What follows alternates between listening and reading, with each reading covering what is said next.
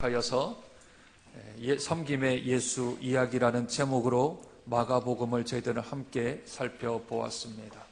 교회에서 제일 먼저 성도라고 하면 예수 그리스도를 믿겠다 하는 사람이 가장 먼저 읽어야 될 책은 복음서이지요. 예수 그리스도에 관하여서 충분히 아주 담대히 확신하는 가운데 거할 때까지 복음을 계속하여 들어야 하며 예수의 섬김의 이야기에 대하여 우리는 꾸준히 들으며 배우며 묵상해야 합니다. 그렇다면 이 땅에 오신 하나님의 의, 차별이 없는 하나님의 의가 이 땅에 오셔서 이 복음이 어떻게 역사하며 어떻게 움직이는지를 저희들은 거침없는 복음이라는 제목으로 사도행전을 통하여서 저희들은 계속하여 말씀을 보았습니다. 이 땅에 오신 예수 그리스도의 그 복음이 어떻게 산지를 헤매며 또한 길가와 바다를 지나 풍랑이 있는 바닷가를 지나 어떻게 거침없이 계속하여 전진하며 나아갔는지를 우리들은 사도행전을 통하여서 확실히 보았습니다. 그렇다면 이제 조금 더 구체적으로 그 복음이 각 개개의 교회들에게 각각의 교회들에게 어떻게 역사하는지 또한 그 문제들을 복음이 어떻게 해결해 나가는지를 각 구체적인 교회를 통하여서 우리들은 살펴보므로 21세기에 존재하지만 그럼에도 불구하고 하나님이 세우신 교회는 어제나 오늘이나 영원토록 불변하게 되어지는 하나님의 진리를 우리들은 말씀 속에서 깨달을 수 있게 되는 줄로 믿습니다. 그 중에 하나가 고린도 교회입니다. 고린도 교회를 정한 이유는 고린도 전후서는 다 실상 일어나는 교리적인 문제가 아닌 교회에서 직접적으로 일어나는 문제에 관하여서 우리에게 말씀해 주고 있습니다. 교회의 분열, 교회의 분단, 그리고 성과 도덕, 소송과 결혼과 이혼, 우상 제물에게 바쳐진 음식에 관한 문제들, 성만찬과 은사와 방언과 예배와 부활과 종말에 관하여서 실제적으로 일어나는 이 땅에 있는 지상교회에 일어나는 수많은 목회 선상에서 신앙생활 선상에서 교회에서 실제적으로 일어나고 있는 일들을 고린도 교회에서 일어난 것을 사도 바울은 그들에게 서신을 통하여서 하나님의 말씀을 전하고 있지요. 사도 바울은 제2차 전도여행 때 고린도 교회를 개척하여 세웠습니다. 그런데 그 교회가 무럭무럭 잘 성장은 해갔는데 문제는 유대인 기독교인과 이방인 기독교인들 가운데 끊임없는 대립과 분열과 싸움이 있었고 또 들려오는 편지와 소식들과 그 지도자들이 직접 바울에게 방문하여서 우리의 교회의 문제들을 관하여 이야기를 했더니 거기에 대하여서 사도 바울이 먼저 서신서를 하나 쓰긴 썼는데 그 서신서는 뭔지는 모르고 우리가 알고 있는 것은 고린도 전서와 고린도 후서 이 두 권의 성경을 우리들은 알고 있습니다. 그래서 이제 사도 바울은 고린도 교회의 실제적인 문제들, 우리 교회에서 일어나는 실상적인 문제들에 관하여서 조목조목 하나하나 풀어나가고 있습니다. 예를 들면 7장 1절에 너희가 쓴 문제에 대하여 내가 말하면 편지로 고린도 교회의 문제를 사도 바울이 받게 된 것이지요. 그래서 너희들이 나에게 문의하였던 너희들이 나에게 질의하였던 그 문제에 대하여서 내가 이야기를 쓴다 하며 무엇에 관하여 라는 말이 고린도 전서에만 7번 등장을 합니다.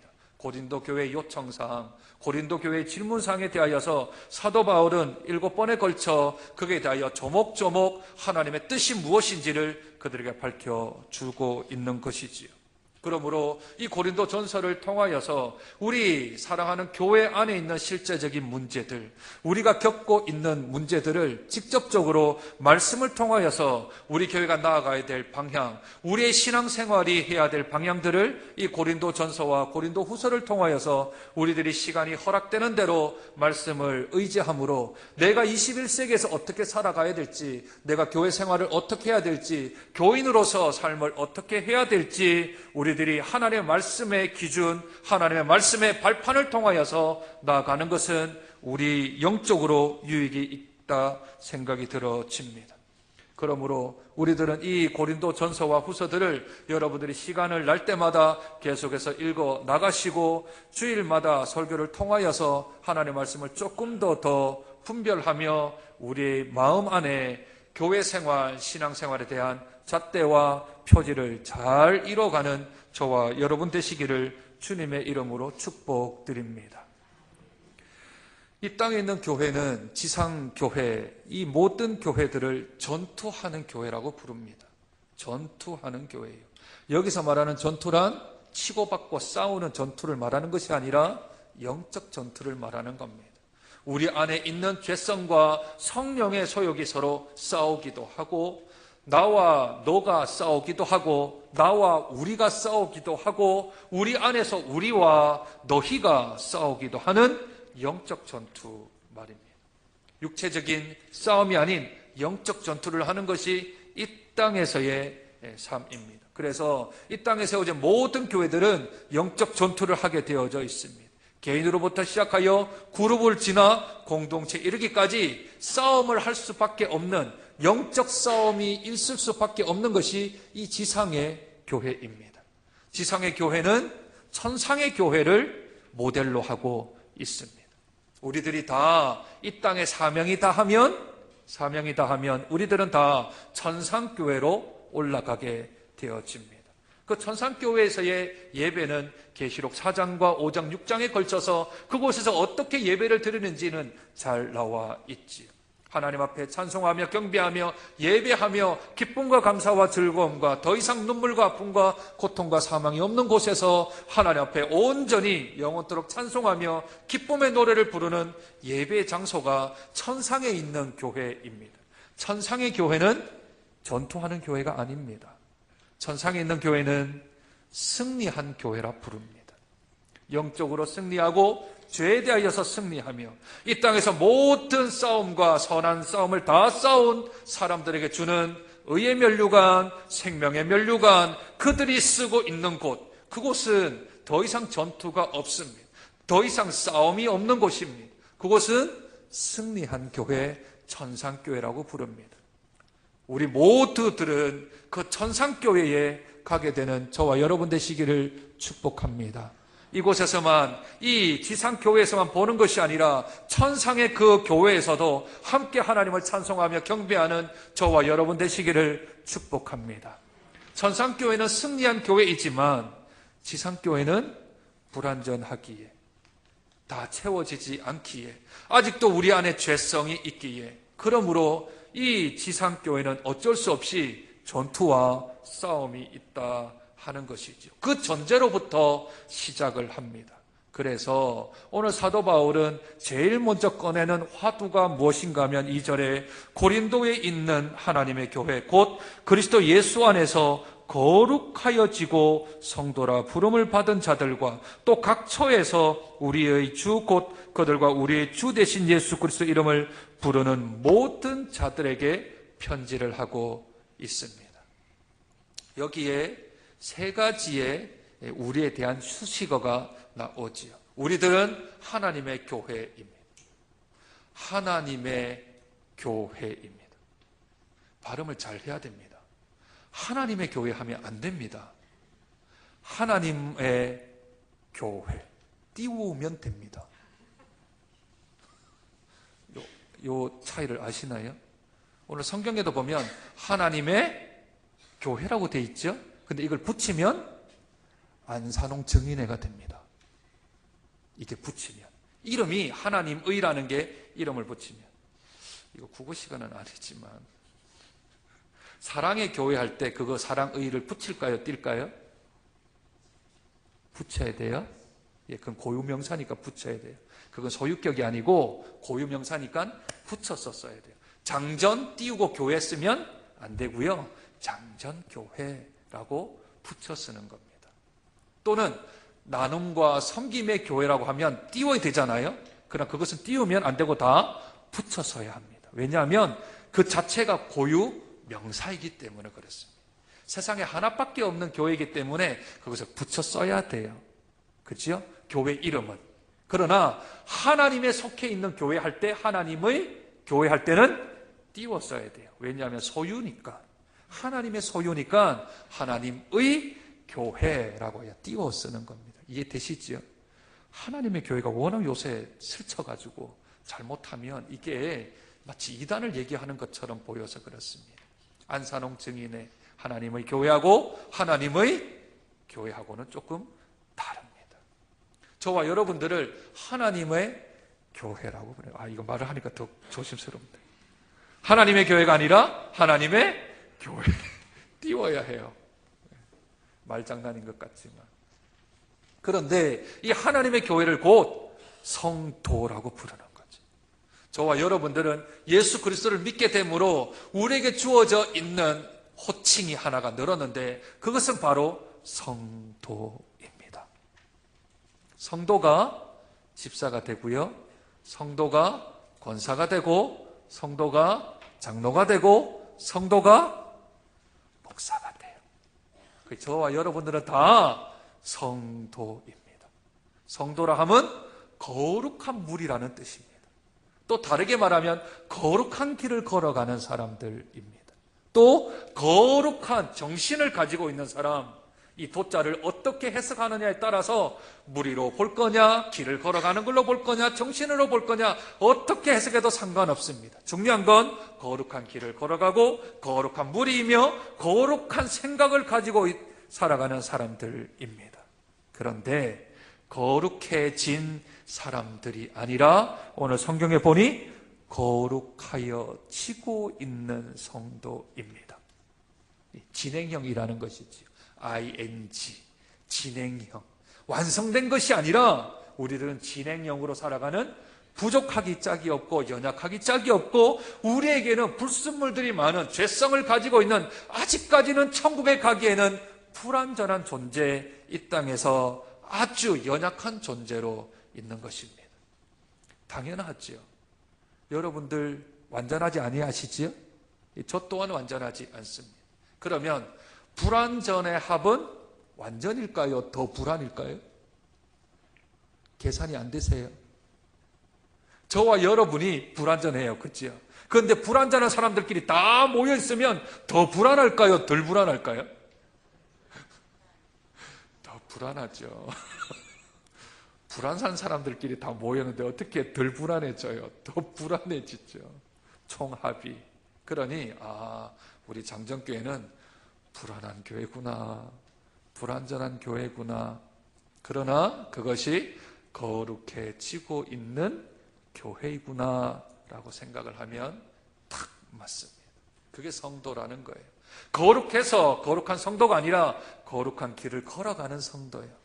우리의 생명이 다하는 날, 사명을 다하는 날, 천국 갈 때 우리들은 다 영화로운 몸으로 바뀌어질 줄로 믿습니다.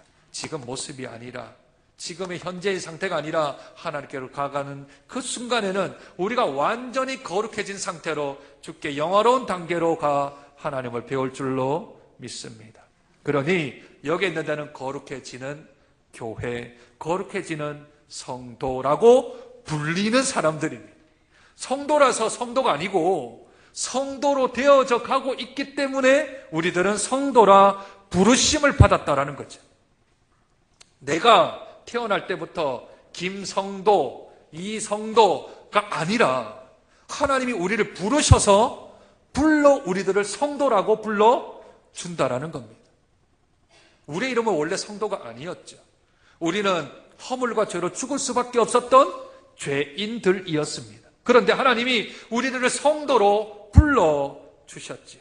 그래서 이제 처음 돌아온 사람들, 처음 거듭난 사람들을 하나하나 때를 비끼고 또 옛날의 세상의 습관들을 다 하나씩 제거해 주셔서 우리들을 먼저 성도라고 불러주셨고 그 성도에 맞게끔 성도답게 할 수 있도록 하나님은 지금 거룩해져 가는 과정 가운데 우리들을 내어주고 있는 것이지요. 그래서 우리들의 모습들이 예수를 이제 하나님으로 부를 수 있는 우리에게 신분을 허락해 주신 줄로 믿습니다. 신분이요. 신분. 여러분들 꼭 잊지 마세요. 우리 신앙생활 하는 데서 가장 중요한 단어 중에 하나는 신분입니다. 신분이요. 신분과 대조가 되어지는 단어가 뭔지 아세요? 신분과 대조되어지는 것. 그것은 자격입니다. 자격이요. 신분과 반대는 자격입니다. 여러분들 성도 되시는데 자격증 따셨어요? 뭐 돈을 냈거나 학원을 다녔거나 또는 어떻게 누구한테 과외를 받았거나 어떤 것 하고 여러분들이 성도라는 자격증을 따셨나요? 그런 사람은 여기 하나도 없습니다. 헌금을 내고 봉사를 하고 내가 교회 생활을 어느 정도 해야 성도라고 부르심을 받는 게 아니라 하나님께서 값없이 우리들에게 성도라고 먼저 불러주셔서 우리가 이 자리에 왔고 이 자리에 왔기 때문에 하나님 앞에 말씀과 기도로 거룩해지고 있는 줄로 믿습니다. 그 단적인 예가 누가복음에 나오는 탕자 비유입니다. 탕자요. 아버지로부터 재산을 다 받고 세상으로 떠난 둘째 아들.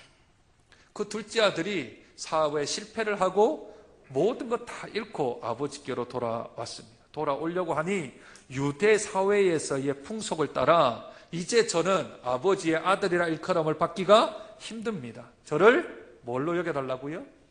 종으로 여겨달라고. 아버지와 아들과의 관계는 깨어졌으니 내가 아버지 것을 다 탕진하고 이제는 그 관계가 깨어졌으니 이제 저를 아버지의 품꾼 종으로 여겨달라고 부탁합니다. 아버지가 그래 너 생각 잘했다. 이제 너 종으로 좀 여기자. 그렇게 하나요? 아니요. 아니면 이 아들이 다 잃어버렸던 돈을 다시 회복할 때까지 그때까지 아들의 신분을 유보시키나요? 아니요. 돌아오는 즉시 그 아들은 자격은 없지만 그 아들이 아들로서의 자격은 없지만 이 아들은 그 아버지의 아들인 신분을 가지고 있습니다. 아무런 내어놓을 수 있는 그 자격은 단 한 가지도 없지만 그러나 아버지가 낳은 아들입니다. 그래서 이 아버지는 오자마자 이 아이가 내 아들이라고 생각하는 사람들로 하여금 생각하도록 옷을 그 집안의 옷으로 먼저 입힙니다. 그리고 아들에게 가락지를 끼워 이는 내 아들이라는 증거를 세워줍니다. 그리고 이제부터 사람들에게 말합니다. 내 아들이 죽었다가 다시 살아 돌아왔다 하며 잔치를 벌리지요. 이것이 예수 그리스도를 믿지 아니했던 우리들을 예수 그리스도를 믿게 한 신분의 권세입니다. 자기 스스로를 돌아보면 뭐 하나 내놓을 게 뭐 있겠습니까? 내가 천국 백성이 되어지고 하나님의 자녀가 되어진다라는 자격을 가지고 있는 사람이 여기에 누가 있겠습니까? 전부 다 이 안에 속에 들어가 보면 냄새나고 오염되어지고 더러운 것들 투성이들인데 우리 자신의 스스로를 보면 누구 하나 하나님의 자녀로 될 만한 자격을 단 한 사람도 갖춘 사람이 없는데 그런데 하나님이 우리들을 신분을 주셨어요. 하나님의 자녀라는 신분을 주셨다고. 그것은 자격증을 따기 위하여 애써 노력할 필요가 없는 하나님의 아들, 하나님의 딸, 하나님의 자녀가 되는 신분을 허락하여 주셨습니다. 그러니 감사하잖아요. 그러니 고맙잖아요. 그래서 그것을 값없이 주신 선물이라 하여서 은혜 받았습니다. 은혜 받았습니다. 교회에서 가장 많이 하는 말, 은혜 받았습니다. 사람에게 받은 것도 은혜이지만 우리 하나님께 받은 은혜가 감당할 길이 없는 거죠. 예수 안 믿었으면, 내가 하나님을 믿지 않았으면 억만 죄악 가운데 빠져서 지옥으로 영원한 죽을 수밖에 없는 저희들을, 아무런 자격 없는 저와 여러분들을 하나님이 먼저 부르신 그들을 성도라 칭해주시고 성도라 칭한 그들을 이제 참된 성도, 완전한 성도가 되기 위하여서 말씀과 기도로 거룩해지도록 우리들을 양육해 가시고 빚어 가시고 만들어 가시니 그 은혜가 얼마나 큰지. 그래서 우리들이 은혜 받았습니다. 은혜 받았습니다. 저는 한 게 아무것도 없는데 은혜 받았습니다. 그렇게 말을 하는 거지요. 어느 한 가정의 신방을 갔습니다. 신방을 갔더니 그 분이 그런 이야기를 해요. 나 같은 게, 자격 없는 나 같은 게 참 이렇게 살고 있습니다. 그런 이야기를 하세요. 자격으로 따지자면 제일 먼저 자격 없는 사람은 앞에 서 있는 저이지요. 목사로서 너에게 자격이 있는가 스스로 물어보면 100번을 물어도 100번 저는 목사에 될 자격이 없어요. 여러분들이 저한테 속고 있는 게 하나 있으신데, 이우식 목사는 활발하다 속고 계시고, 이우식 목사는 말을 잘한다 속고 계시고, 이우식 목사는 사람들과 참 친하게 잘 지낸다 속고 계시고, 이우식 목사는 아주 이 성품이 넓다 속고 계십니다. 저는 천부적으로 내성적입니다. 천부적으로. 사람 만나는 게 참 힘이 듭니다. 사람하고 말하는 게 더 힘이 들고, 가장 힘든 건 이 서치라이트를 비추며 앞에서 혼자 말하는 게 너무너무 힘이 듭니다. 그래서 체격은 곶맛하지만 설교 한번 하면 온 진액이 다 빠집니다. 설교도 힘든 데다가 앞에 서 있는 것 자체가 좀 이렇게 편한 사람이 못 됩니다. 앞에서 말을 할 사람이 못 돼요. 제가 제일 좋아하는 자리는 저기 목사님들 앉아있는 저 자리가 저는 가장 좋습니다. 어딘가 숨어 있고 싶어요. 우리 교회에서 긍휼사역 하는데 제가 못 가요. 제가 긍휼사역 가는데 못 가요. 어떤 분들은 은사적으로 잘 가시는 분들이 있는데 저는 못 가요. 왜냐하면 부끄러워서 못 가. 그걸 주고 뭐 이렇게 사진 찍고 덕담을 받는 걸 저는 그런 걸 잘 못 해내요. 그래서 저는 여기에 서 있을 만한 성품이나 자격이 전혀 없는 사람입니다. 그 말을 다 하고 싶었지만 신방 관계라 시간이 그렇게 없어서 다 말씀을 못 대고, 우리 권사님께서 자격이 없다면, 자격 없는 걸로 따지자면 이 앞에 서 있는 사람이 제일 자격이 없습니다. 그렇게 말씀을 드렸어요. 그랬더니 아니에요 목사님은 자격이 있어요. 아니요. 그만두기로 하자면 제가 제일 먼저 그만둬야 될 사람입니다. 그러므로 저와 여러분 가운데 자격으로 승부 걸 사람은 단 한 사람도 없어야 합니다. 나도 불안하고 너도 불안하고 우리도 불안하니 온전하신 하나님을 바라보고, 오늘보다는 내일이, 이번 달보다는 다음 달이, 올해보다는 내년이 조금 더 하나님 닮아가고, 조금 더 하나님의 성품으로 바뀌어가고, 조금 더 나은 모습으로 나아가는 것, 그걸 하나님이 우리에게 기대하실 것, 그것을 믿고 오늘도 기쁨으로 나아가야 될 줄로 믿습니다.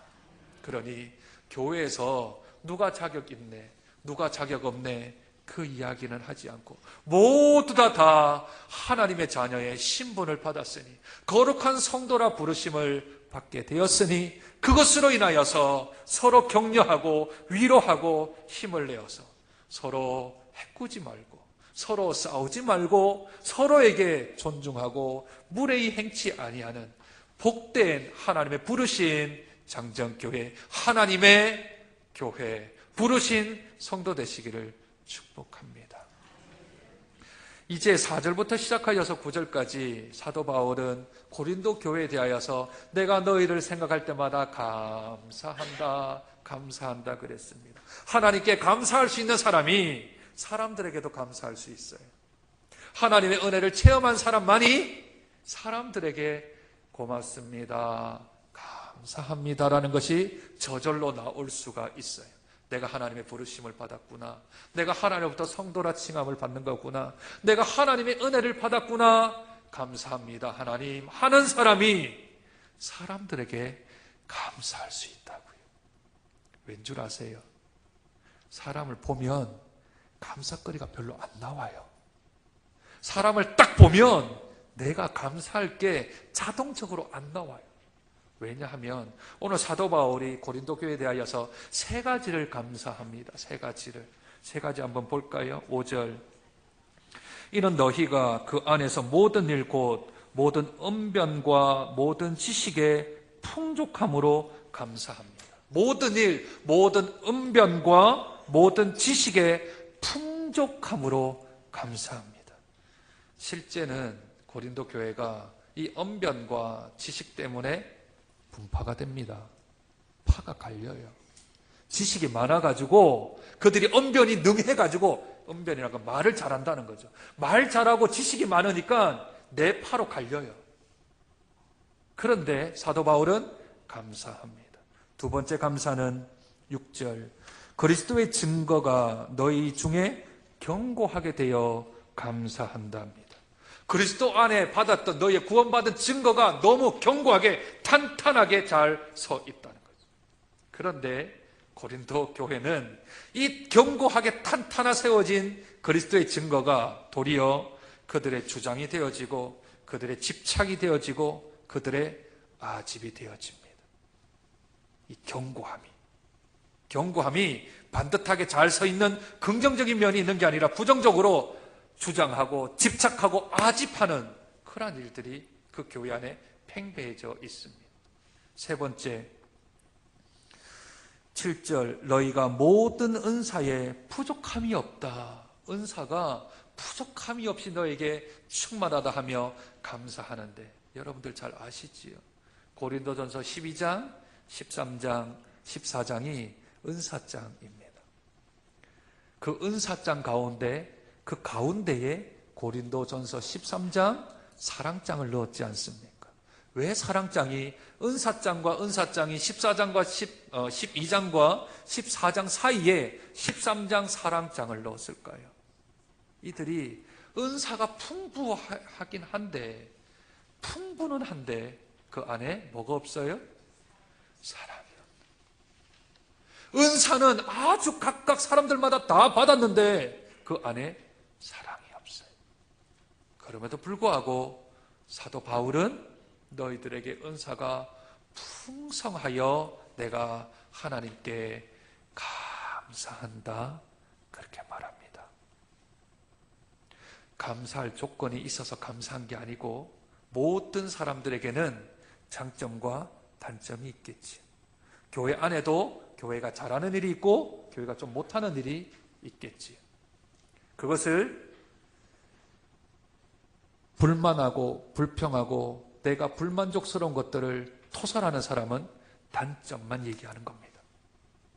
그들에게 있었던 분열과 분쟁, 주장, 집착, 아집, 또한 은사를 남용하고 은사 만능주의, 은사 우월주의 하며 부정스러운 것들만 다 강조를 하죠. 그러나 그 사람에게 있는 그런 부정함이, 부족함이 있을지라도 그 사람이 똑같은 가지고 있는 장점들을 통하여서 우리들은 감사할 수 있습니다. 그 사람이 잘하는 것을 보면 감사할 수 있죠. 못하는 걸 보면 불평하고 부정하고 지적할 수 있지만 그 사람이 잘하는 걸 보면 그 사람에게 감사할 수 있게 되어지죠. 그 사람이 완전해서, 그 사람이 잘해서, 그 사람이 똑발라서가 아니라 그 사람이 가지고 있는 하나님이 주신 장점들, 은사들을 잘 활용하여 감사할 수 있는 겁니다. 여러분들 감사도 믿음으로 할 수 있는 거 아세요? 감사를 믿음으로 하실 줄 아세요? 감사하기 때문에 감사하는 게 아니라 감사하게 하실 줄 믿고 감사하면 그 감사가 믿음으로 우리에게 찾아오게 되어집니다. 사도 바울이 감사할 수 있었던 이유는 8절에 우리에게 명백하게 그렇게 말씀하고 있습니다. 아주 중요한 구절이니 함께 읽었으면 좋겠습니다. 고린도전서 1장 8절 말씀입니다. 우리 큰 소리로 또박또박 읽으시지요. 시작. 주께서 너희를 우리 주 예수 그리스도의 날에 책망할 것이 없는 자로 끝까지 견고하게 하시리라. 이것이 바울이 부족하고 연약하고 싸움박질하고 분쟁하고 은사 우월주의에 차져있고 아집과 고집으로 똘똘 뭉쳐져 있는 고린도 교회에 감사할 수 있었던 믿음의 눈입니다. 지금은 부족하고 지금은 연약하지만 그 잘하는 그 무엇을 우리 예수 그리스도께서 다시 오실 그때까지 끝까지 이 고린도 교회를 하나님이 붙드시고 견고하게 하실 것이다 라는 하나님의 약속이, 하나님의 말씀이 그 안에 있었던 거죠. 저 사람이 지금은 저래 봬도 하나님께서 그 사람의 인생 끝날까지 견고하게 그 사람을 붙들고 계신다라는 믿음의 눈을 보면 그 사람을 감사할 수 있는 거죠. 믿음의 눈이 없으면 현재만 보는 거 아니겠습니까? 현재 했던 말, 현재 했던 행동, 현재 있었던 상황들만을 가지고 그 사람에게는 감사거리를 찾을 수 없을런지 모르겠지만 우리 주님 다시 오실 그날까지 끝까지 그 사람을 하나님이 붙들고 계시다라는 약속을 우리가 알고 있다면 그 사람도 예수 그리스도의 십자가의 값을 지불하고 구원받은 하나님의 성도임을 우리들이 안다면, 그래서 하나님이 포기하지 않았다면, 하나님이 지금도 그 사람을 붙들고 있다면 그러면 우리는 감사할 수 있습니다. 그 영적인 눈이 없으면 감사 못해요. 현재만 보면 감사할 수 없어요. 지금으로 보면, 내 감정으로 보면 감사할 수 없어요. 그러나 하나님이 그 사람을 붙들고 계십니다. 하나님이 저와 여러분을 다 끝까지 견고하게 될 때까지 붙들고 계십니다. 우리 사랑하는 장정교회를 끝까지 하나님이 주님 오실 날까지 붙들고 계실 것입니다. 한국교회를 하나님이 끝까지 붙들고 계실 것입니다. 그래야 세상 속에 희망이 있습니다. 소망이 있습니다. 그래서 세상의 유일한 희망은 지역교회, 교회밖에 없어요. 교회가 잘해서요? 교회가 착한 일을 했어요? 교회가 선한 일을 했어요? 교회가 몸을 보여서요? 아니요. 하나님이 끝까지 견고히 붙들고 있기 때문에, 하나님이 세우신 교회이기 때문에, 하나님이 주인이시기 때문에 하나님은 교회를 놓지 않아요. 저와 여러분이 부족해서 부족함에 더 큰 합의라 할지라도 그럼에도 불구하고 하나님은 끝까지 견고하게 세우시겠다 약속하셨습니다. 그 약속이 지금도 살아있어 우리 장정교회를, 우리 한국교회들을 붙들고 계시는 줄로 믿습니다. 세상 사람들은 10%도 채 안 되는, 아니 5%도 채 되지 아니하는 비리와 또한 바르지 못한 교회를 가리켜 한국교회를 도매금으로 넘겨버립니다. 여러분들 주위에 목사님들 많이 계시지요? 아는 교회들 있으시지요? 여러분들 한번 생각해 보세요. 여러분들이 알고 있는 목사님들, 여러분들이 알고 있는 교회들, 여러분들이 알고 있는 교회요. 모르는 교회 말고. 여러분 사랑의 교회 아세요? 잘 모르시죠? 온누리 교회 아세요? 이름은 알지 그 교회를 잘 모르시잖아요. 그런 교회 말고 내가 그 목사님하고 알고 지내고, 내가 그 목사님하고 기도하고, 내가 그 목사님하고 친한 사람, 그래서 그 교회들, 그 아는 교회들, 여러분들이 잘 모르는 교회 말고 대중에 들었던 말, 다른 사람한테 들었던 말, 시중에 들었던 그런 잡배들이 하는 말들 말고 내가 아는 교회예요. 그 가운데 좋은 목사님들이 많으십니까? 나쁜 목사님들이 많으십니까? 좋은 교회가 많습니까? 나쁜 교회가 많습니까?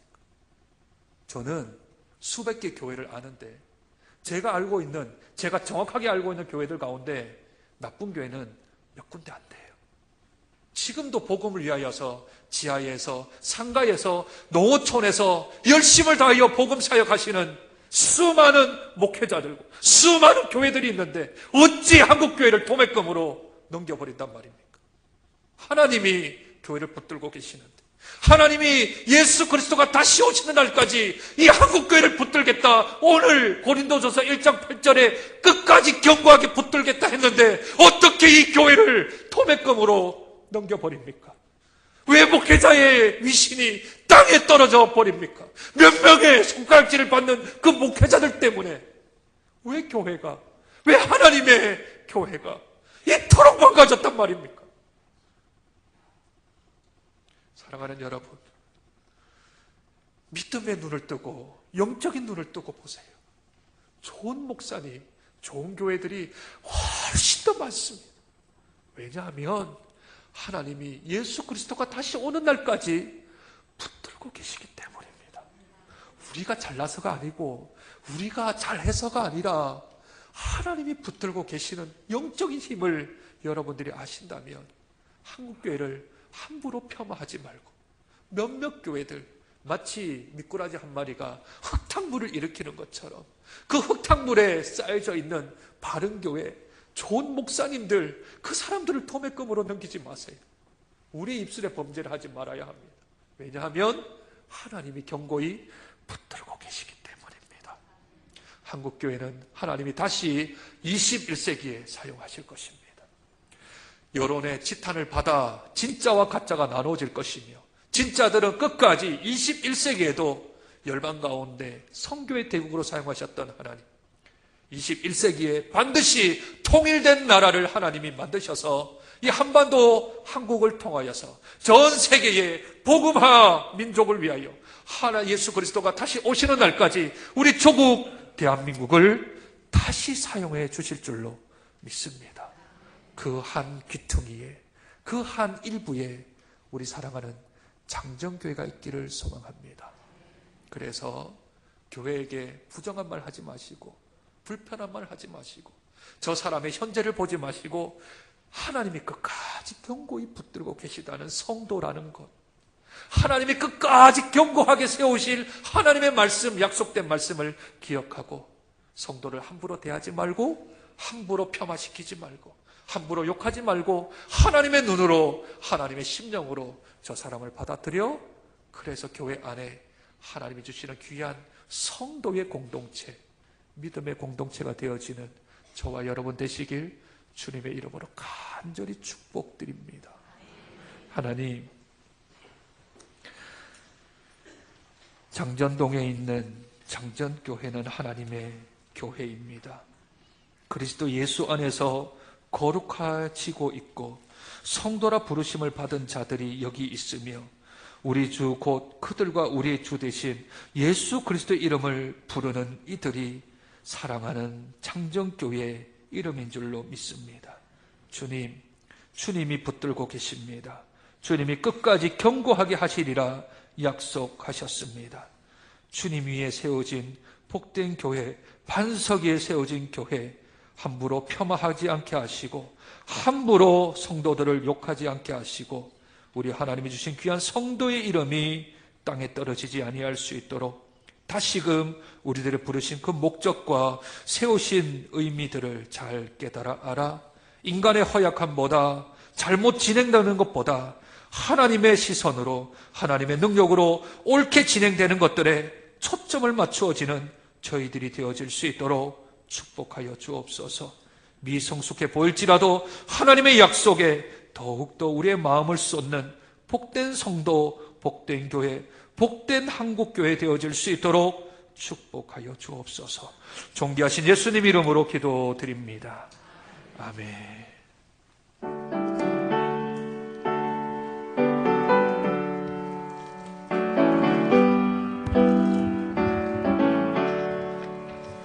예수를 나의 구주 삼고 성령과 비로소 거듭나니 이 세상에서